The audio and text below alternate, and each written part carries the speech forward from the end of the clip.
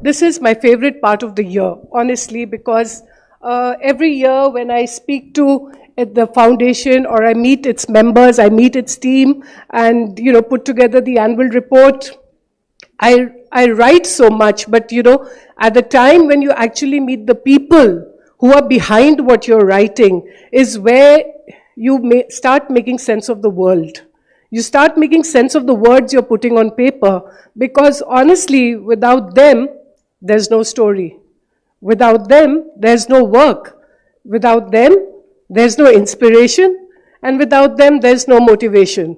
So today, please put your hands together for some really interesting spotlight members who have come. They are the stars. And I'm going to invite them on stage. Gajendra is already here.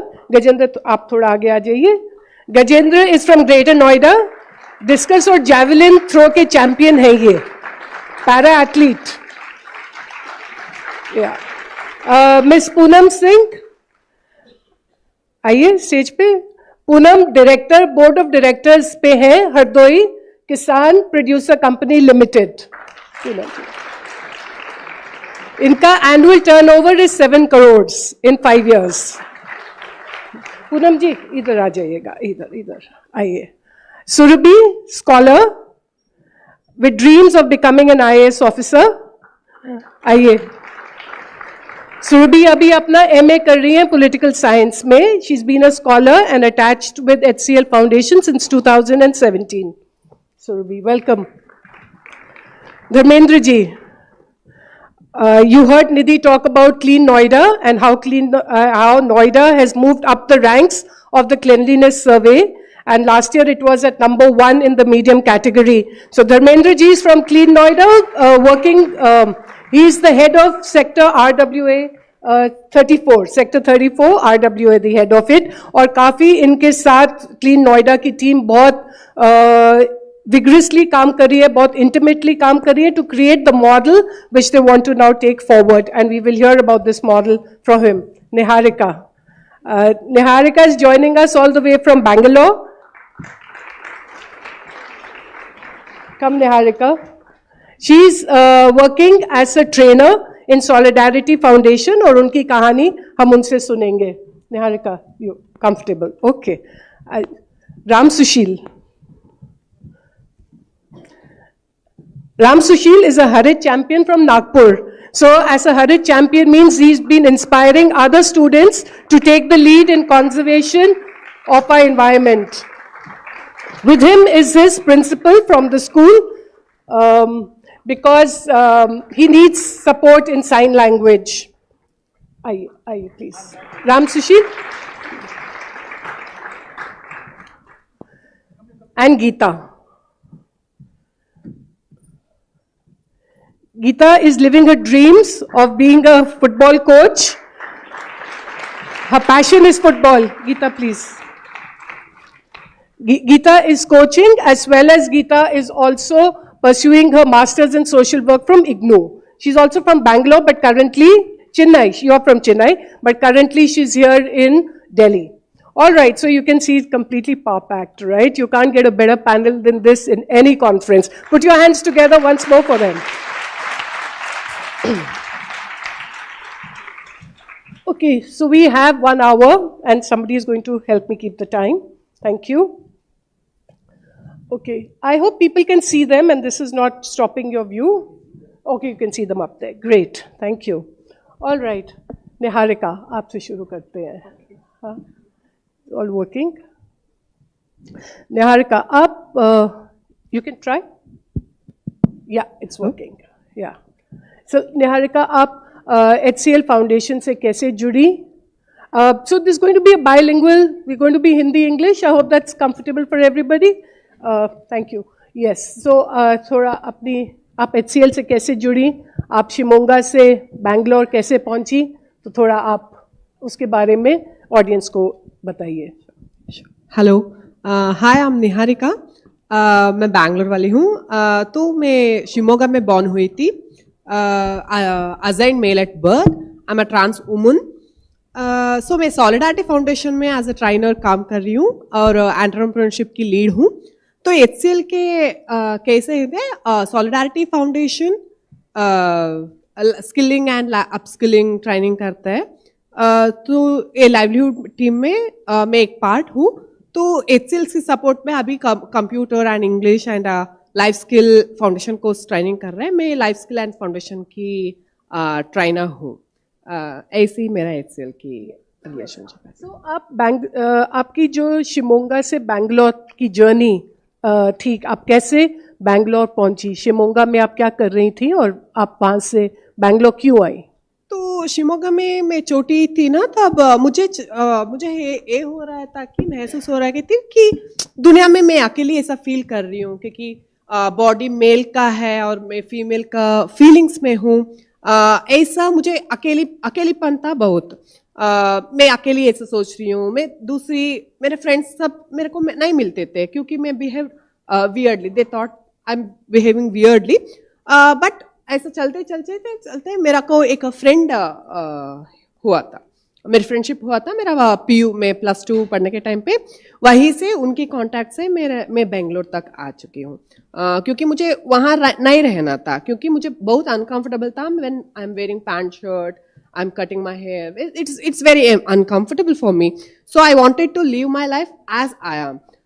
सो मैं वहाँ से घर छोड़ के भाग के बैंगलोर तक आई थी। निहारिका, अभी आप ट्रेन कर रही हैं, है ना? सो सॉलिडारिटी फाउंडेशन किस चीज़ों पे काम करती हैं और आप क्या ट्रेनिंग दे रही हैं आगे, उसके बारे में थोड़ा ऑडियंस के साथ शेयर कीजिएगा। तो सॉलिडारिटी फाउंडेशन आके LGBTIAQ+ के साथ काम कर रहा है और प्लस सेक्स वर्कर्स के साथ भी काम कर रहा है। तो हम लोग लाइवलीहुड हेल्थ और CBO स्ट्रेंथनिंग पे काम कर रहे हैं। और अभी हम लोग कली करके एक प्रोग्राम में चिल्ड्रन के साथ भी काम कर रहे हैं। तो मेनली मैं ट्राइन करती हूँ कि लाइफ स्किल के बारे में, life skill like posh, empathy and work etiquettes and communication and leadership में मैं ट्राइन करती हूँ। उसके इन एडिशन टू दैट हम लोग कंप्यूटर एंड इंग्लिश क्लास भी कर रहे हैं विथ अलग ट्रेनर्स से। And how many people you're working with? What's the constituency number of people you're working with? Now we are working with 18 people. Now we are training them 18 people, but it will expand in the next quarter. Okay, great. Thanks, Niharika. So from Shimonga to Hardoi, for people to step out of their comfort zone, हाँ, जो लकीर कभी कभी हमारे आगे खींची जाती है, तो उस लकीर को कैसे पार करें? जो हमसे एक सोसाइटी एक्सपेक्ट करती है, उन एक्सपेक्टेशंस को अपनी एक्सपेक्टेशंस के साथ कैसे मैच करें और अपनी एक्सपेक्टेशंस को भी कैसे हम लोग आगे ले जाएं, तो उस लकीर को कैसे क्रॉस करें? तो पूनम जी, हरदोई में, हाँ, आप बोर्ड ऑफ डायरेक्टर्स पे हैं हरदोई प्रोड्यूसर कंपनी की। सो आप वहाँ तक पहुँची कैसे? सभी को मेरा नमस्कार। सबसे पहले मैं समुदाय जो हमारी टीम है HCL की, मैं इसको बहुत बहुत धन्यवाद देना चाहती हूँ। आज मैं उन्हीं की वजह से यहाँ पर पहुँची हूँ और मुझे इस बात की बड़ा खुशी हो रही है कि मुझे आज आप लोगों के बीच में अपने बारे में या अपनी जो कम्युनिटी है या जो हरदोई किसान प्रोड्यूसर कंपनी की निदेशक हूँ उसके बारे में बताने का मौका मिला। मेरा नाम पूनम सिंह है। मेरे गांव का नाम गोहानी ग्राम पंचायत है और विकासखंड खचौना, जिला हरदोई की मैं निवासी हूँ। और मेरी फैमिली में हम 3 मेंबर हैं और मैं एक गृहिणी हूँ। और इसी बीच मैं थोड़ा अपने आप को एक बंधन में महसूस कर रही थी, क्योंकि मैं बचपन से थोड़ा सबके साथ में, मेरे पिताजी कह रहे थे कि जैसे आप वो निर्देश थे कि मरा नहीं वही जो जिया न दूसरों के लिए। तो उस समय मैं कक्षा 5 में पढ़ रही थी, तो उस मेरे दिल में बात जो है घर कर गई कि देखो, कह रहे थे कि जिंदगी धन दौलत या कुछ नहीं होती है, लेकिन जो शरीर से हो सकता है या कैसे भी हम दूसरों की मदद करें, ऐसी मेरी शुरू से इच्छा थी। लेकिन जब मैं अपनी शादी हुई, ससुराल में आई, वहाँ पर हमारी कुछ बंधनें ऐसी थी जो हम घर के बाहर नहीं निकलते थे, बड़े से बात भी नहीं करते थे जो अपने से बड़े थे। और मैं अपने आप को विवश महसूस कर रही थी। धीरे धीरे हमारे शादी के 15 साल गुजर गए और उसी बीच मुझे अपने यहाँ जो एशियल फाउंडेशन टीम जो है वहाँ पर थी और मुझे पता नहीं था। फिर मेरे यहाँ ये स्वयं सहायता समूह है, मैं उनसे जुड़ी और आज मैं अपने यहाँ ग्राम पंचायत जो क्लस्टर है गोहानी, मैं उसमें 135 सदस्यों की देखरेख कर रही हूँ और इसी के साथ हरदोई किसान प्रोड्यूसर कंपनी लिमिटेड में मैं निदेशक के पद पर भी कार्य कर रही हूँ। आप जो कार्य कर रही हैं निर्देशक के रूप में, तो उसमें अभी कितने फार्मर्स, आपके कितने किसान जुड़े हैं और कंपनी उन किसानों के बेनिफिट के लिए क्या क्या प्रोग्राम्स चला रही है? जी, मेरी जो कंपनी HKPCL है इसमें लगभग 2500 जो है किसान से रजिस्टर्ड हैं और हमारी जो कंपनी है वो 5000 किसानों के साथ में काम कर रही है। और जैसे हमारे यहाँ किसान जो थे वहाँ पर उनको बहुत ही समस्या आती थी कि जैसे जो हमारे यहाँ डुप्लीकेट माल, जैसे कि हम दुकान से कोई खाद या बीज कुछ भी लेते हैं तो उसमें हमको डुप्लीकेट की समस्या होती थी। लेते तो हम कुछ महंगा चीज़ थे लेकिन मिलती उसमें मिलावटी थी, जिससे हमको नुकसान होता था, हमारा पैसा भी जाता था। और ये हमारी समस्या थी हमारे किसानों की, जो हम लोगों ने एक अपनी कम्युनिटी यानी संगठन किसानों का बनाया और उसके साथ में किसानों के लाभ के लिए हमने ये काम शुरू किया। और अब मैं थोड़ा ट्रांसलेट कर लूँ, देयर इज अ रिक्वेस्ट थोड़ा अंग्रेजी में, और मुझे आप अगर मैं वर्ड्स मतलब मेरे नंबर्स राइट नहीं है मैं आपसे पूछूंगी, ठीक है? मैंने लिखा नहीं था उस वक्त। So Poonam is from Hardoi, she is on the board of directors of the Hardoi farmers producer Company Limited. I hope I've got that right. And she is really looking at how do farmers benefit from being members of this cooperative, of this company. How do they benefit from being members of this company? And she was sharing with us that when she started off with her father used to tell her that what is that life if not you lived in the service of others. And that has always been an inspiration for her. And she has taken it upon herself to make a difference in her community. And even after many years of marriage, she finally took the stand that she wanted to get out of the house, step out of the house and do something for the community. She also is working with women. There is a Samu there. She is working with them. The farmer producer company, some of the things that they do is, one, give the farmers the latest methodologies, what is happening in farming, what are the new age initiatives, techniques that are coming about. The other thing she mentioned was the duplication seeds, the poor quality of seeds, the poor quality of compost, and that is where they are coming in to give the farmers, absolutely good quality stuff, not the poor quality that the farmers were getting.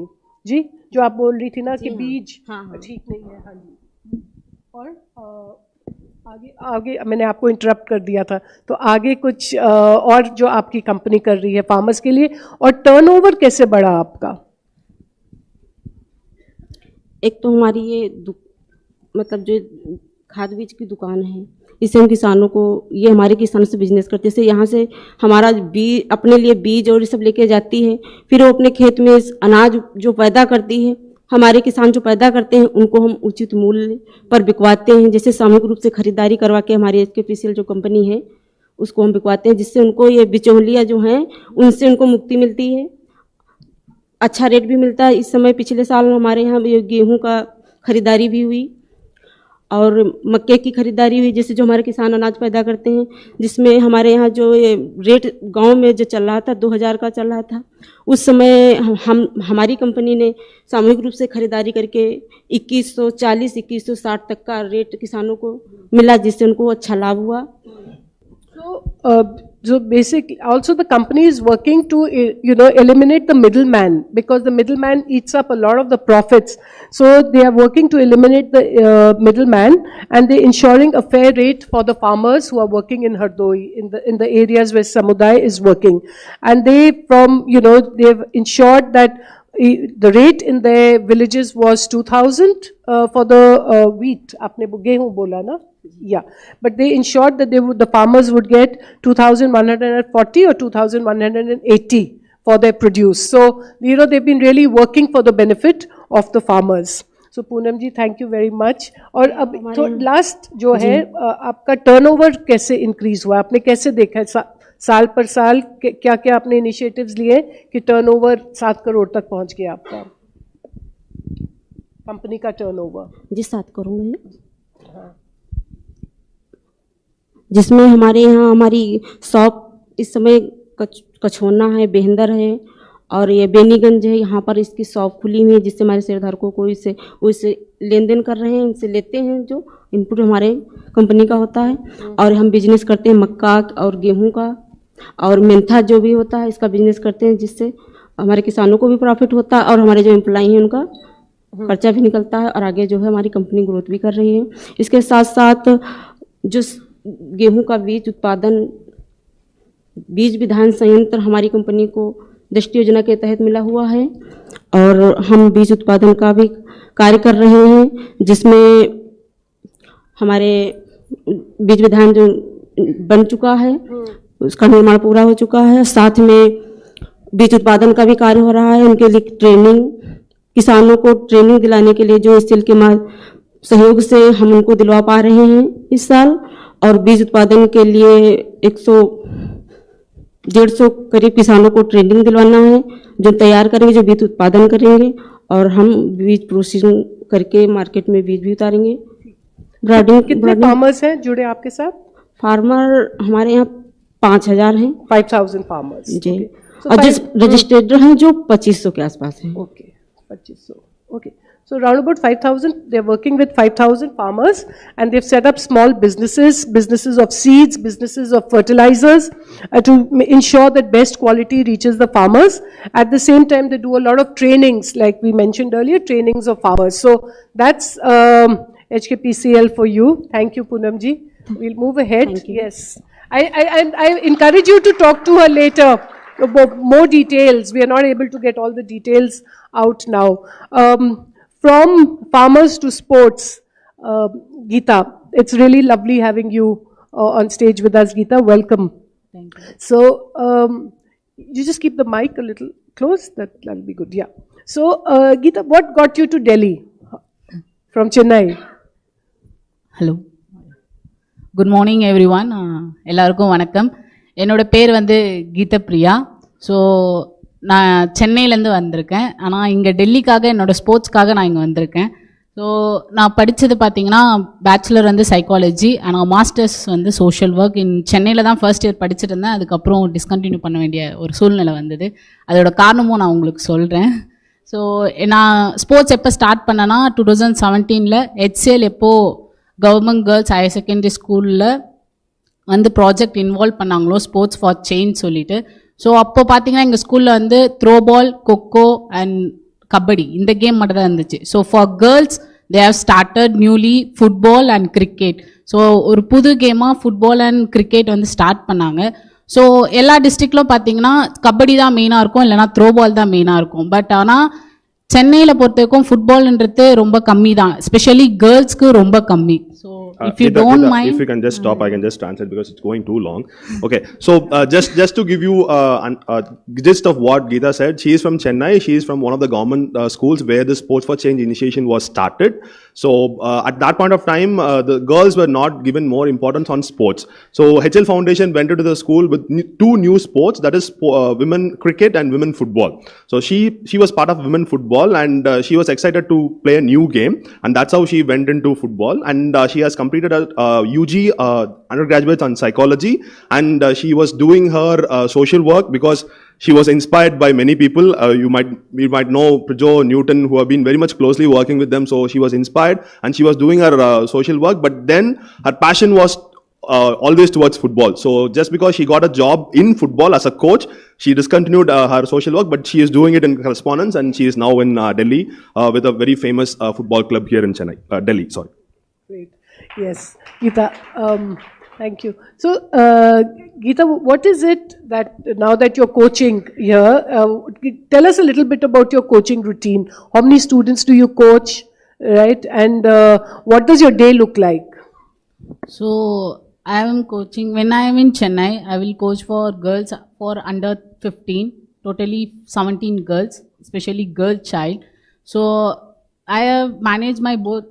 So நான் வந்து அப்போது college படிச்சிருந்தேன். So நான் morning வந்து 6 to 8 for ஸ்போர்ட்ஸ்க்கு வந்துட்டு அதுக்கப்புறம் நான் college வந்து 9 o'clock மறுபடியும் நான் ரெடி ஆகி காலேஜ் போயிட்டு மறுபடியும் ஈவினிங் அவங்களுக்காக வந்து எதனா ட்ரைனிங் சம்திங் ஃபிட்னஸ் லைக் தேர் ஸ்ட்ரென்த்னிங் கண்டிஷன் அந்த மாதிரி ஒரு டிப்ஸ் எல்லாம் அவங்களுக்கு கொடுத்து இண்டிவிஜுவலாக அவங்க எப்படி அவங்கள டெவலப் பண்ணோம். ஸோ ட்ரீம் இருக்க ஸ்டார்டிங் ஸ்டேஜில் இருக்க குழந்தைக்கோ 3 years விளையாடிட்டு இருக்கிற குழந்தைக்கோ நிறைய ட்ரீம் டிஃப்ரென்ஸ் இருக்கும். ஸ்டார்டிங் ஸ்டேஜில் அவங்களுக்கு இதுதான் பிடிக்கும் அப்படின்னு நம்மளால் சொல்ல முடியும்.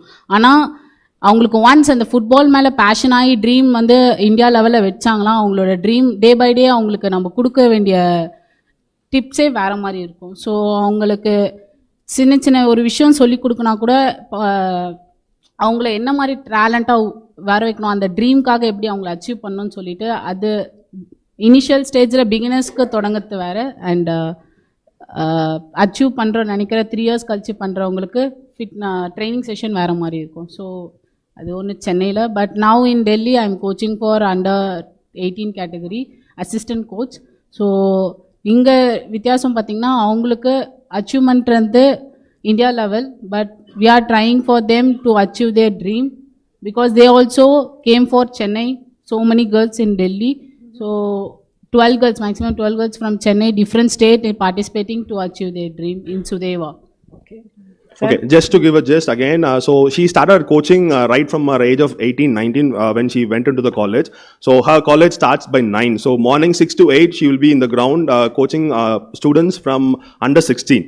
So what she was saying is that there is a lot of difference in the aspiration level because the beginners will have a different set of aspirations and people who have been in the process for the 2-3 years will have a different set of aspirations. So she understood what kind of motivation should be given for the different set of people from her mentors, and then she transformed it to the other children that she was training back in Chennai. And now she is positioned as an assistant coach in Sudeva, famous club here in a football club here in Delhi, and now she is coaching under 18 students. She have 23 children under her, so she is coaching them, and now she is more coaching them or more training them to be capacitated to play at a national level. Great. Yes. Geeta, when we spoke, you mentioned that you were earlier studying in a private school and then you shifted to a government school, right? And when you came to the government school, you were actually amazed at the facilities. That's what you... So could you share a little bit about that with the audience? And I would also like you to share what football means to you personally. Yeah, sure. So private ஸ்கூலில் படித்த வரைக்கும் they are focus அங்கே இருந்த வரைக்கும் sports வந்து PT period அந்த மாதிரி தான் நாங்கள் போவோம் தவிர மற்றபடி எந்த இதுக்காக, ஏன்னா focus on private school studies மட்டும் தான் ஃபோக்கஸ் பண்ணுவாங்க. They want they percentage to get I score in the school. So நான் ஒரு ஃபினான்ஷியல் ஸ்டேஜ்க்கு அப்புறமா தான் நான் கவர்மெண்ட் ஸ்கூலுக்கு மாற வேண்டிய ஒரு சூழ்நிலை வந்தது. ஸோ நான் கவர்மெண்ட் ஸ்கூலுக்கு வந்தபோது ஸ்டார்டிங் வந்து ப்ரைவேட் ஸ்கூல்லேருந்து கவர்மெண்ட் ஸ்கூலுக்கு வந்துட்டோமேனு ஒரு சின்ன ஃபீலிங் இருந்தது எனக்குள்ளே. ஆனால் நான் கவர்மெண்ட் ஸ்கூல் வந்தது ரொம்ப பெருமையாக நினைக்கிறேன். ஏன்னா கவர்மெண்ட் ஸ்கூலில் வந்தது நான் பெருமையாக நினைக்கிறேன். ஏன்னா நான் ப்ரைவேட் ஸ்கூலில் படித்த ஒரு எனக்கு கிடைக்காத ஒரு விஷயம் வந்து இங்கே கிடைச்சிது, ஸ்போர்ட்ஸை. ஸோ என்னோடய ஸ்போர்ட்ஸ் வந்து நான் ஃப்ரெண்ட்ஸ் மூலியமாக தான் ஃபுட்பால் இனிஷியலாக ஸ்டார்ட் பண்ணேன். அதுவே டே பை டே எனக்கு அதுதான் எனக்கு லைஃப் சேஞ்ச் பண்ணும்போதுன்னு எனக்கு தெரியாது அப்போது. ஸோ நான் ஒன்ஸ் ஃபுட்பால்குள்ளே வந்தப்போ எனக்கு எதுவுமே தெரியாது, ஸ்போர்ட்ஸ் பற்றி எதுவுமே தெரியாது. பேசிக்காக ஒரு நாலேஜும் இல்லாமல் தான் நான் ஃபுட்பாலே சேர்ந்தேன். எப்படி விளாட்ணும், அது ரூல்ஸ் எதுவுமே தெரியாது. ஸோ HCLF தான் அப்போது அந்த ஸ்போர்ட்ஸ் ஸ்டார்ட் பண்ணும்போது அது அப்படியே அந்த லைன் எனக்கு ரொம்ப பிடிச்சிருந்தது ஃபுட்பால். ஸோ இதுதான் என்னை மாற்ற போகுது அப்படின்னு நான் நினச்சேன். ஸோ அந்த ஒரு இது எனக்கு கிடைச்சது வந்து ரொம்ப நான் கவர்மெண்ட் ஸ்கூலில் ரொம்ப இது பண்ணுறேன். ஸோ அந்த ஒரு இது நான் 12th படிக்கும்போது தான் நான் பேசிக்காக நான் ஃபுட்பாலே ஸ்டார்ட் பண்ணேன். ஸோ அந்த 1 year வந்து என்னோடய காலேஜ் லைஃப்பும் மாற்றிச்சு. இப்போ நான் இங்கே இருக்கேன்னா அதுக்கு மெயின் காரணம் ஃபுட்பால் தான் நான் சொல்லுவேன். ஸோ HCLF அப்போது சப்போர்ட் பண்ணலன்னா நான் இந்நேரம் இங்கே இருப்பேனா தெரியாது. நான் எங்கன்னா வேறு ஒரு ஒரு இடத்துல தான் நான் இருந்திருப்பேன். Okay, yeah, most of them understood it seems, but just a gist. So what she was saying is that her movement from a private school to a government school. So she was studying in a private school, and she said that in private schools the focus will more be on the academics because they want their percentage to be more high, and they want to showcase their percentage so that many children can join them. But then when due to some family financial reasons, she had to move from a private school to a government school. At that point of time, she was a little bit low because just coming from a private school, going back to a government school, she was thinking that she might be mocked by her friends and all those things. But then she feels very proud that she has taken a right decision by joining this school, because the exposure that she got because of Sports for Change initiation that was happening in that particular government school has been tremendous, and football has changed her life. So her UG, the undergraduate that she has completed, has been completely in sponsorship because of her sports quota, and she has completed it, and now she is here and she is in the spotlight because of football and the support that she has got from HL Foundation. Thanks Geeta. Gajendra ji, आप काफ़ी देर थोड़ा sports से जुड़े, आपकी journey sports के साथ थोड़ी देर में शुरू हुई, तो आपके शुरू के साल तो बिल्कुल आपने जैसे शेयर किया था हमारे साथ बिल्कुल ठीक ठाक था, पर एक फैमिली डिस्प्यूट के कारण कुछ प्रॉब्लम हुई, तो उस एक्सीडेंट में आप व्हीलचेयर पे उतर आए. तो और कोविड में आपने बताया आप काम कर रहे थे, और आपने शेयर किया कि कोविड के टाइम में यू हैड अ प्रॉब्लम और फिर जॉब छूट गई आपकी, and that is where you turned to sports full time, है ना. तो स्पोर्ट्स आपने शेयर किया था कि at that point of time it was a little जो आपके मन में था, what you were feeling was there is no hope. थोड़े डिप्रेशन में आप चले गए थे, there was no hope. What hope has sports provided you? Sports से आपको क्या प्रोत्साहन मिला है? बिल्कुल. Hello, hi everyone. मेरा नाम गजेंद्र पाल है. मैं ग्रेटर नोएडा से हूँ. बेसिकली एक छोटे से गांव लुक्सर से हूँ. मेरा इंजरी 2009 में हुआ था, और उसके बाद मैं एक जॉब पहले ही करता था एक प्राइवेट सेक्टर में, लेकिन मैं 11-12 महीने के आसपास मैं हॉस्पिटल में ही रहा. उसके बाद फाइनेंशियल कंडीशन भी बहुत बेकार हो गई थी, बहुत ज़्यादा परिवार की. तो ऐसे ही बस धीरे धीरे चलता रहा. फिर हॉस्पिटल से आया. हॉस्पिटल से आने के बाद कुछ डिप्रेशन से मैं चला गया, बिल्कुल एक तरह का कि मैं लाइफ में अब क्या करूँगा क्या नहीं करूँगा. बस ऐसे ही करते हुए कुछ हालातों में सुधार भी आया, कुछ धीरे धीरे फैमिली की मदद से सुधार आने के बाद फिर ऑफिस में बात किया. ऑफिस वालों ने वैसे मेरी काफ़ी हेल्प की थी. काफ़ी हेल्प करने के बाद फिर मैं ऑफिस वालों ने बोला कि आप आ सकते हो, ऑफिस ज्वाइन कर सकते हो. तो मैं ऑफिस नेशनल में गया. नेशनल में जाने के बाद फिर सिल्वर मेडल आया मेरा डिस्कस थ्रो में. That is his journey that he has been sharing with us. He helped me to enhance my skills, just like that. Right now I'm sitting here, I don't have any confidence to talk in the front of audience, and he helps me to improve that kind of and उन्होंने सिखाया कि how the societies work and society के साथ कैसे interact किया जाता है, कैसे communicate किया जाता है. मेरा जो aim है उसको लेके उन्होंने बहुत support किया. बाकी और जो भी टीममेट्स हैं हमारे HCL में, जैसे लाइक प्राची मैम, वंस, और उन लोगों ने बहुत सारा सपोर्ट किया है. तो फाइनेंशियली सपोर्ट ये हुआ है कि मेरा जो ग्रेजुएशन जो मैंने किया दिल्ली यूनिवर्सिटी से, तो जितना भी मेरा फ़ीस गया वो सब HCL के थ्रू प्रोवाइड किया गया. और मेरी फैमिली जो है, मेरी फैमिली में अभी 5 मेंबर्स हैं. मेरे 3 भाई बहन हैं और मैं सबसे बड़ी हूँ वहाँ पे. ओके, तो आप पूरा मार्गदर्शन बना रही है अपने अदर siblings के लिए. Great. So Surabhi is, mentioned something really important where she's talking as a scholar. She started interacting with HCL Foundation in 2017. She got financial support. As a scholar, you do get financial support. But she is saying that it was the mental support, the mentoring that has really helped her, and how it has helped her break barriers, barriers of low self-esteem, barriers of low confidence, barriers of, she's saying, I would have never dreamt that I would be sitting in front of so many people and talking to such a large audience. So those kind of barriers, which according to her, even when we were talking earlier, are completely invaluable. You can't put a price on that, is what she was saying. She's the eldest of 5 siblings. Three siblings. She's the eldest of 3 siblings, and she is actually lighting the way for her younger brother and sister, right? So, Surabhi, what is your dream? My dream is to become an IAS officer. Yeah, and why? Yeah, and what do you think you want to achieve when you become an IAS officer? Do you have any thoughts, any dreams, any? मैं ये करूँगी IAS officer बनके. Yes, of course, I Yes. have. First of all, I just want to tell them कि मैं क्यों बनना चाहती हूँ. देखिए, लाइफ में हमेशा 2 चीज़ें होती हैं कि आप कुछ भी करते रहें, किसी भी फील्ड में जाएं, आप हमेशा दूसरों से सीखते रहते हैं. मेरी हैबिट है कि मैं कहीं भी जाती हूँ, कुछ भी करती हूँ, तो मैं हमेशा उससे सीखती हूँ. और आईएएस का एक ड्रीम ये है कि एक ऐसा प्लेटफॉर्म है जहाँ आप सोसाइटी के लिए कुछ करते भी हैं और उनसे सीखते भी हैं. तो सोसाइटी के लिए करना, और just because of my parents dream कि मैं ये बनूँ, उनको बहुत उम्मीदें हैं मुझसे. तो I right now I am working on that.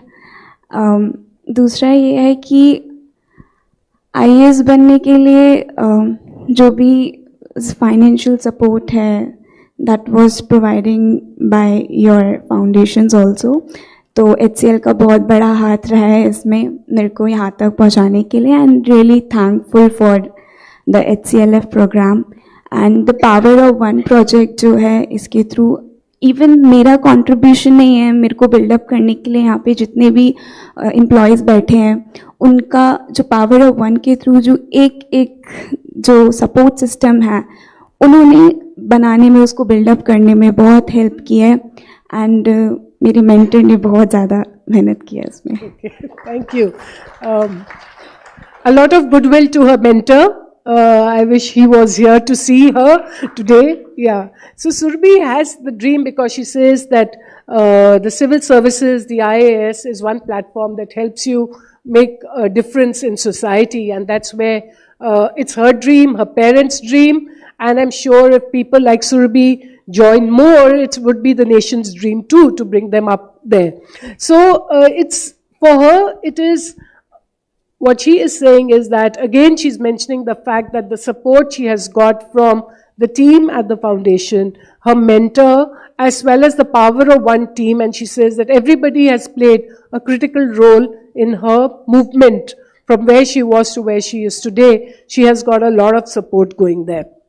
So thank you, Surabhi, for sharing. Ma'am, एक Yes. चीज़ मुझे अपनी मेंटर के लिए Please, बोलनी है. please. He is not there, but मैं उनको रिकॉर्ड भेज दूंगी. तो उनके लिए 2 लाइन है.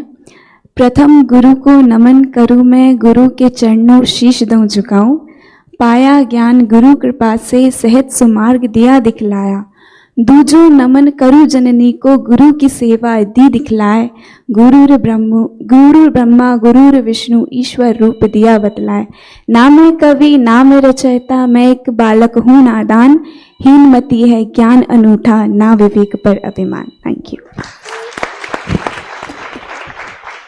I'm not even going to try to translate that. Yeah, so basically equating the mentor with the guru is what you're saying. So let's leave it at that. Okay. Thank you so much, Surabhi. We turn to Ram Sushil. Thank you, Ram Sushil. आप नागपुर से आए हैं, या आप नागपुर से यहाँ तक आए, तो आप हरित चैंपियन हैं. So congratulations first for that. Yeah.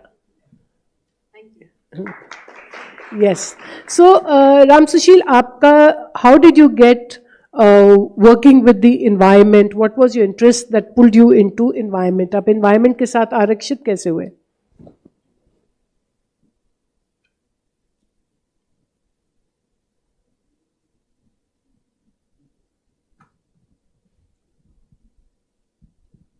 Hello. Just working. मैं मध्य प्रदेश के रेवा गांव का रहने वाला हूँ। नागपुर में डिफेंडम स्कूल में पढ़ता हूँ, कक्षा 8वीं में। मैंने देखा मेरे गांव में किसान पेस्टिसाइड, इंसेक्टिसाइड्स बहुत खेती में उपयोग करते हैं, जिससे मिट्टी की क्वालिटी खराब होती है, सेहत खराब होती है, पानी खराब हो रहा है और यह समस्या बढ़ रही है। मैंने हमारे किचन गार्डन में से यह नॉलेज लिया कि पेड़ों को किस तरह से, फसल को किस तरह से उगाया जाए, जहाँ पे करेला, बैंगन, आलू, लौकी ऐसे अलग अलग सब्जियां होती है।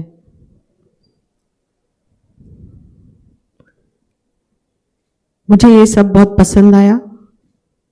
आरओ संस्था के ताई लोगों ने मुझे जो सिखाया, ग्रीन वेस्ट जो होता है, सब्जियों के छाल, ये वो सब, उसका उपयोग करके कंपोस्ट बनाना और उसका खेती में उपयोग करना, यह ज्ञान उसे प्राप्त हुआ है और इसलिए उसका इंटरेस्ट पर्यावरण में बढ़ गया है।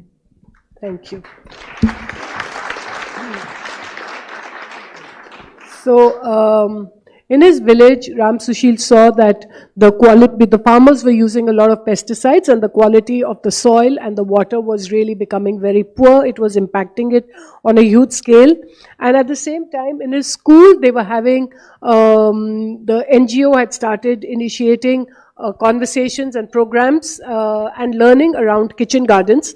And that's where he learned how you create sustainable organic, how do you do sustainable organic farming, and the techniques to use the water, the grey water. And that's how he started, learning how to make compost from the kitchen waste and then taking it forward to teach other people. So, Ram सुशील, अब आप trainer हैं, right? आप बाकी students को train करते हैं, तो आप किन किन उनमें विषयों पे उनको ट्रेन करते हैं?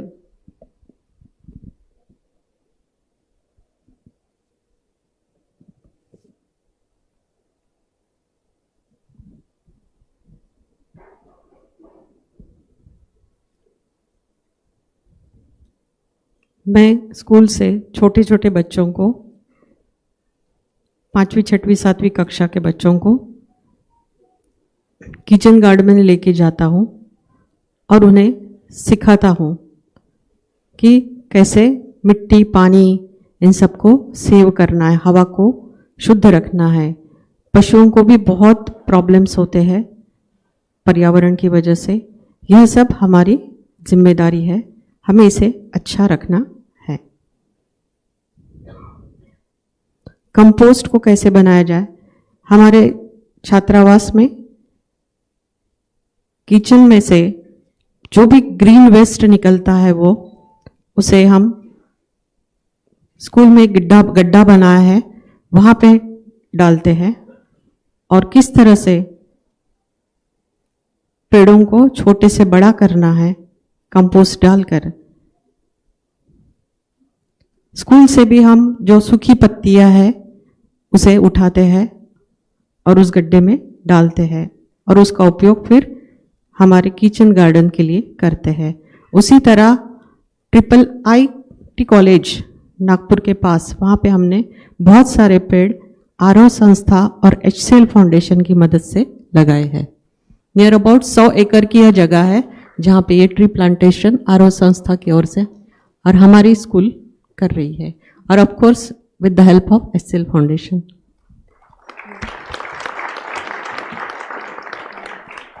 So he trains students in his school who are from 5th to 7th standard. He says he takes them to the kitchen garden and works with them on better soil, better air, because he thinks it is our responsibility to do so, because not only humans but even animals suffer because of that.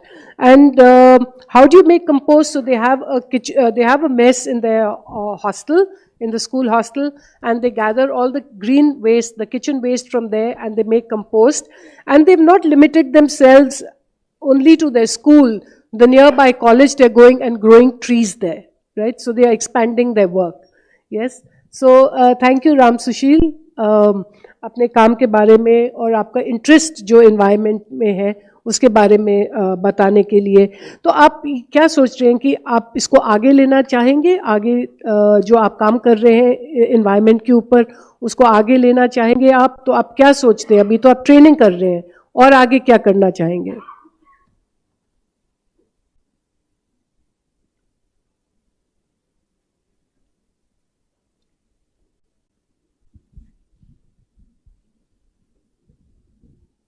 मैं अपने साथ दूसरे बच्चों को भी लूँगा, किसानों को लूँगा मेरे गांव के,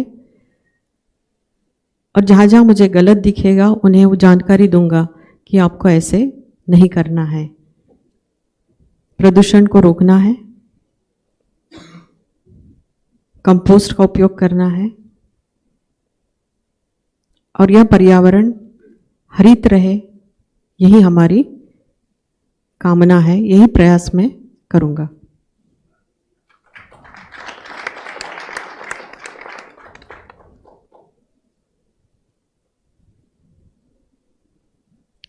पर्यावरण को हमें बचाना है.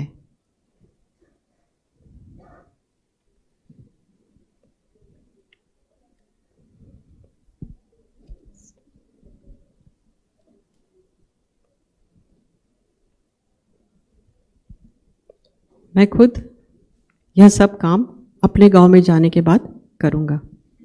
Okay, thank you.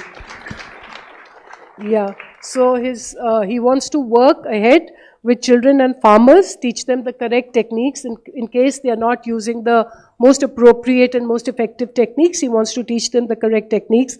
His passion is that how does everyone get aligned with the environment? How are we committed to stopping pollution? How are we, working to make green our environment, to protect our environment, and to save the environment? And that's where he wants to focus his energies on. So thank you so much, Ram Sushil.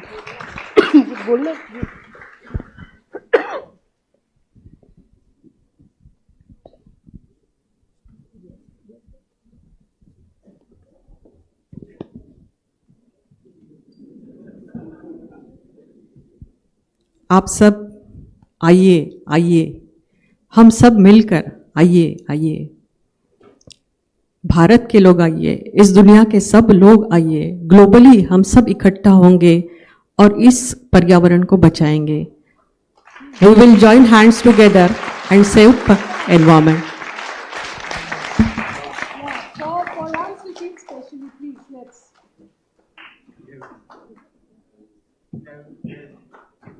Thank you so much, Ram Sushil. और जहाँ राम सुशील आप काफ़ी खुश होंगे कि लोग जो हैं पास के क्षेत्र में नोएडा में काफ़ी कंपोस्टिंग कर रहे हैं, प्रदूषण पे काफ़ी ध्यान दे रहे हैं, और अपने सोसाइटी में अपनी तरफ से कंपोस्टिंग, सेग्रीगेशन ऑफ वेस्ट कर रहे हैं और अपनी सोसाइटी को बिल्कुल क्लीन और ग्रीन बनाने की कोशिश कर रहे हैं. तो आप उनसे मिलिए. धर्मेंद्र जी, वेलकम. और Dharmendra ji is I have been writing about clean Noida for some time. तो जब शुरू किया था तो पता चला कि जब क्लीन नोएडा का प्रोग्राम शुरू हुआ, so they were eight in the cleanliness survey of India they were 324th. Last year they were number 1 in the medium category. So, and it's a lot to do with people on the ground. Dharmendra ji, आप तो आपकी जो sector 34, आपकी जो RWA है, वो कैसे जुड़ी HCL फाउंडेशन के साथ, क्लीन नोएडा के साथ, और आपका काम कैसे शुरू हुआ? सभी को नमस्कार. मैं Dharmendra Sharma, federation RWA sector 34 का मैं जनरल सेक्रेटरी हूँ, और मैं पहले अपना इंट्रोडक्शन भी देना चाहूँगा. मैं नोएडा अथॉरिटी में भी वर्किंग हूँ. इस तरह से मुझे समाज के लिए दो तरह से काम करने का मौका भी मिल रहा है. हमारा जो एग्रीमेंट HCL फाउंडेशन के साथ में जुलाई 2019 से शुरुआत हुई हमारी इस यात्रा की। और उस टाइम पे हमें मतलब कहीं से भी नहीं लगता था कि हम अपने सेक्टर को गार्बेज फ्री, वेस्ट को वहीं पे खत्म करने का कर सकते हैं। मगर हमने अपना जो यात्रा की शुरुआत करी, स्टेप बाय स्टेप हमने उसका शुरुआत करी। पहले हम लोगों ने पब्लिक की अवेयरनेस के लिए काम किया कि उनको उस टाइम तक ये भी नहीं पता था कि कौन सा वेट वेस्ट है, कौन सा ड्राई वेस्ट है, कौन सा हैजार्डस वेस्ट है। तो हमने door to door SL foundation की मदद से, हम लोग आरडब्ल्यू के लोग खुद भी उसमें शामिल होते थे। हम लोग घर घर जाके हमने उन लोगों को पहले सारा चीजें बताया। स्टार्टिंग में हमने गीला और सूखा कूड़ा कौन कौन सा कैटेगरी होता है उसके बारे में बताना स्टार्ट किया। उसके बाद हमने देखा कि काफी घरों में जो मेड्स काम करती हैं, डोमेस्टिक हेल्पर्स, तो हमें लगा कि उनको भी बताना बहुत जरूरी है। तो एसएल फाउंडेशन की हेल्प से दोबारा पूरी टीम से नुक्कड़ नाटक का एक प्ले उसमें, और उनको एक जगह इकट्ठा करके मॉर्निंग टाइम में 7 बजे के आसपास उन सब लोगों को एक जगह हमने अपने पार्क में इकट्ठा किया। एक्चुअली हमारा सेक्टर काफी बड़ा सेक्टर है, सेक्टर 34, लगभग 50,000 की पॉपुलेशन है उसमें, और 13 अपार्टमेंट हैं और 2 रेजिडेंशियल प्लॉट हैं। तो हर संडे मैं भी अपना निकालता था और एक प्लान बना के हर संडे लगभग 2-3 महीने तक हमने ये इस तरह सारा काम किया। और एक साथ में हमने कंपोस्ट किट भी हमने नोएडा अथॉरिटी से ली उस टाइम पे, और उन सब जो उसमें हमारे शामिल होते थे रेजिडेंट्स हमारे, वो भी हमने उनको दी। तो घर से उन्होंने फिर कंपोस्ट किट के माध्यम से जो घर का जो वेट वेस्ट था उसमें भी उन्होंने स्टार्ट किया काम करना। उसके बाद हमने जो हमारे यहाँ पे जो स्वीपर्स हैं, हमारे जो सेक्टर के जो घर घर से कूड़ा उठाते हैं, उनको भी ट्रेनिंग करने का प्लान किया, क्योंकि उनका भी इसमें शामिल होने के बिना हमारे जो हमारा जो एक ड्रीम था अपने सेक्टर के लिए पूरा हो पाना संभव नहीं था। उन लोगों को भी बताया गया कि तुम्हें किस तरह अलग अलग कूड़ा लेना है, अलग अलग जो बकेट, क्योंकि हमारा एक्चुअली में ग्राउंड +3 है हमारा पूरे सेक्टर में, मतलब ground floor, first floor, second floor, third floor. तो किस तरह आपको 2 बकेट ले जानी है और उसमें कौन सा कूड़ा लेना है, किस तरह लेना है, सारा उनको भी बताया गया। तो इस तरह सारी यात्रा शुरू हुई। तो 2020 में हम 2019 से स्टार्ट करके 2020 में काफ़ी चीज़ें इसमें हमारी कंप्लीट हो गई। तो फिर हमने नोएडा अथॉरिटी से बात की थी कि हमारे यहाँ पे ड्राई और वेट वेस्ट को अलग करके हम लोग गीला सूखा अलग अलग करके पूरे सेक्टर से कर रहे हैं, तो हमारे इसमें हेल्प करिए। तो नोएडा अथॉरिटी से हमने बात करके सीओ मैम ऋतु महेश्वरी से बात हुई उसमें, तो हमने अपने सेक्टर में बायोमेथेनाइजेशन प्लांट के लिए उनसे बात की और लगभग 2 महीने के अंदर उसकी अप्रूवल हुई। और 2021 में थोड़ा कोविड की वजह से थोड़ा लेट हुआ वो प्लांट हमारा। 2021 में हमने अपने यहाँ बायोमेथेनाइजेशन प्लांट 2000 kg का वो हमने अपने यहाँ लगाया। और आप लोगों को बताते हुए बड़ा मुझे गर्व भी हो रहा है कि आज हमारे सेक्टर में सारा जो कूड़ा है वो हम अपने सेक्टर का कूड़ा सारा वहीं पे खत्म कर लेते हैं। Wonderful, excellent. जी, मुझे थोड़ा मैं ट्रांसलेट कर दूं। So how did they start? Like when they started, he's saying that he also works in the Noida Authority, plus he's also in the RWA.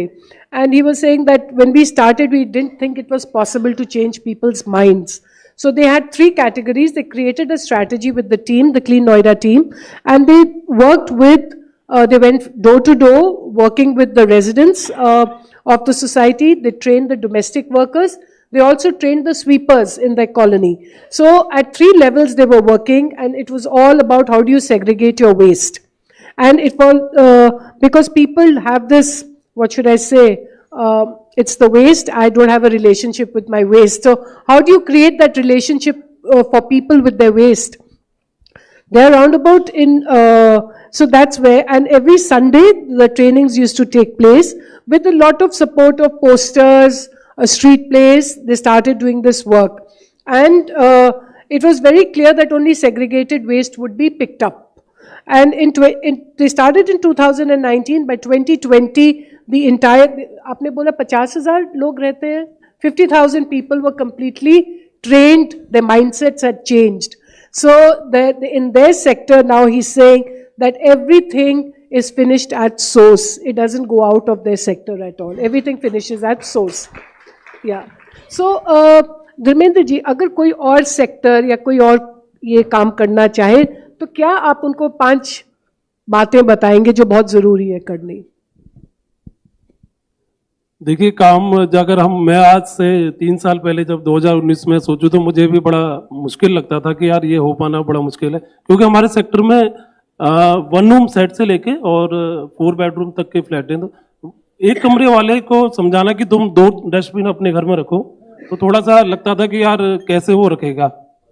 तो ये जरूर है कि हाँ ये मुश्किल है, मगर शुरुआत अगर हम धीरे धीरे करेंगे, हम ये सोचेंगे कि एक साथ सारे लोग अगर देना स्टार्ट कर दे तो बड़ा मुश्किल है। हम लोगों ने पहले जो बताया मैंने कि घर घर जाके हमने उसको समझाया सभी को, उसके बाद जो वहाँ की जो मेट्स थी उनको सारा समझाया, फिर स्वीपर्स को समझाया। मगर हम 2020 में जब आए थे जब भी काफी लोग ऐसे थे जो नहीं दे रहे थे। तो पर्सनली मैं खुद और जो हमारे टीम के लोग थे उनसे बात करने गए कि आप क्यों नहीं दे रहे, क्या दिक्कत है। तो उसमें से फिर कुछ लोग फिर कम हुए, जो 10 लोग थे 10 में से फिर वो 5 लोग रह गए। 5 लोग फिर भी ऐसे थे कि वो कह रहे थे कि नहीं हम नहीं देंगे। तो उसके लिए फिर हमें स्ट्रिक्ट एक्शन लेना पड़ा, उनका कूड़ा हमने बंद कर दिया। अपने स्वीपर्स को कह दिया आप इनका कूड़ा नहीं लेंगे। वो लोग फिर देखा 2 दिन 4 दिन 5 दिन बाद फिर वो हमारे पास आए, हम नहीं गए उनके पास, फिर वो हमारे पास आए। उन्होंने कहा कि हम लोग का कूड़ा कहाँ रखें। मैंने कहा हम लोग आपसे रिक्वेस्ट कर रहे हैं कि आप उसको अलग अलग दीजिए। आप ये देखो कूड़े के पहाड़ बनने, कहाँ जाएगा कूड़ा ये। अगर अलग अलग दोगे तो हम लोग जो गीला कूड़ा है उसको हम यहीं पे खत्म कर देंगे। तो इस तरह ये सारी चीजें हैं। तो ये बहुत जरूरी है कि अवेयरनेस बहुत जरूरी है। Yes.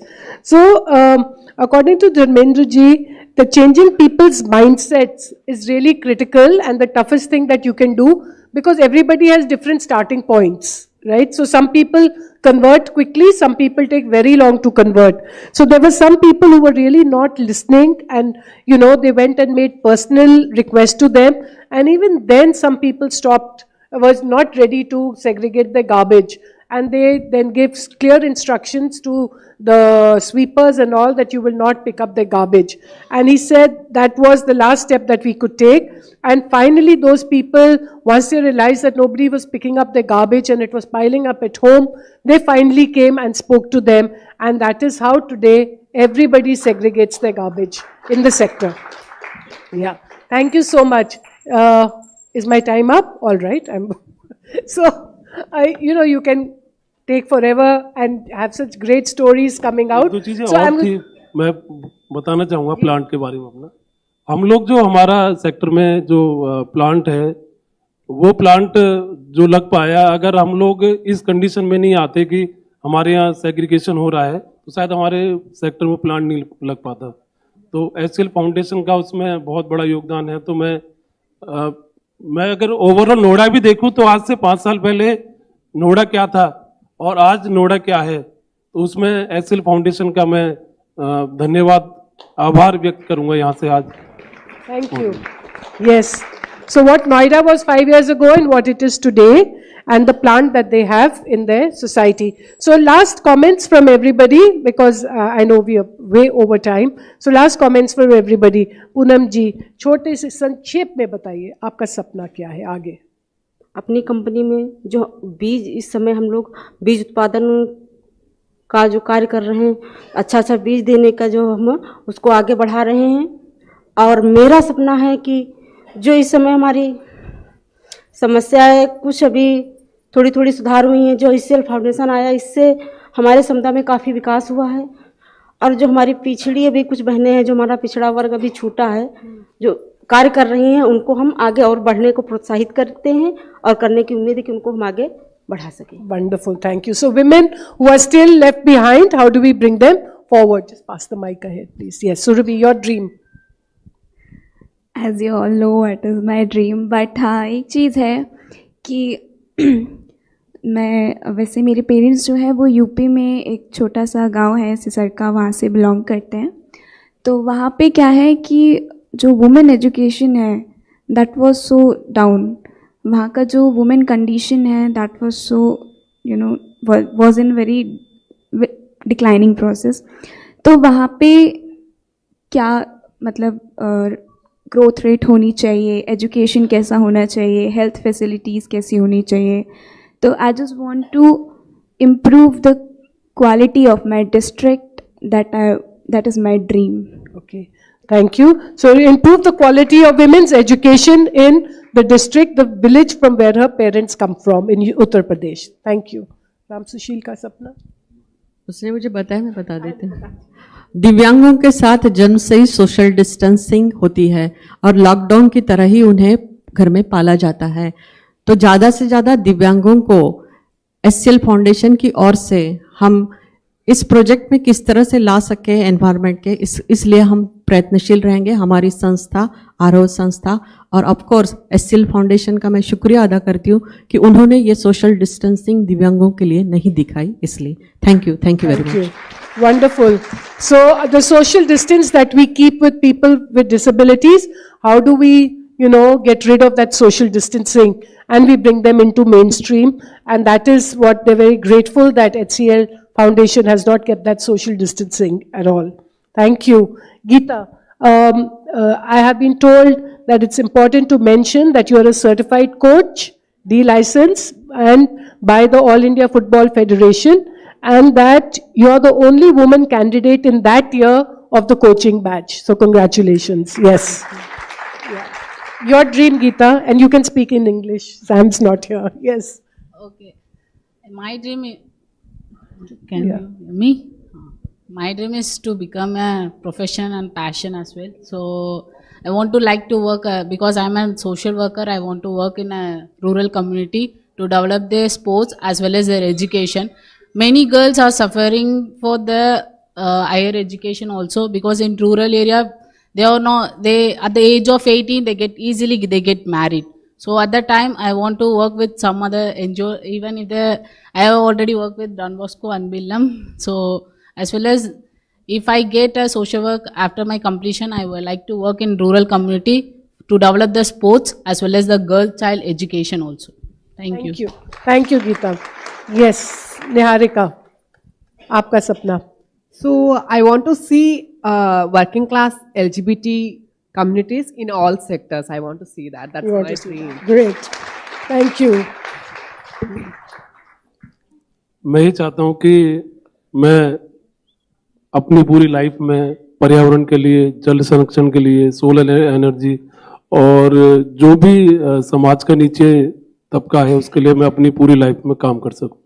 Thank you. Working for the environment and clean air. Ajendra ji. मेरा सपना है कि मैं पैरा ओलंपिक में देश के लिए मेडल लेके आऊं और अपने माता पिता का सपना पूरा करूं। Okay. A medal in Paralympics. So that's the dream. You've heard really great dreams. Nidhi and the team, the next 10 years look really very promising. I think so. So applause for all of them, please. Yes. Come. Yeah. Thank you very much. Thank you.